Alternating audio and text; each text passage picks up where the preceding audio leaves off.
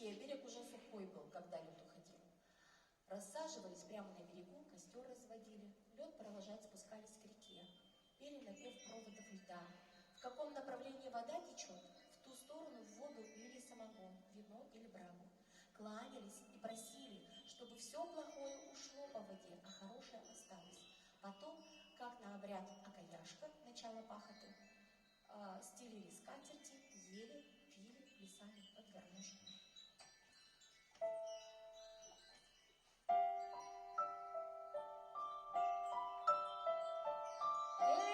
Мой вокужо, отправляйся уже.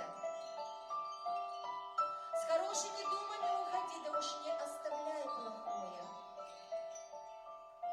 Напев свой споем, да скажем, да заплачем от печали. С добром, Инмар, оставь нас, не сердись. Журчит и льется все время, давай только.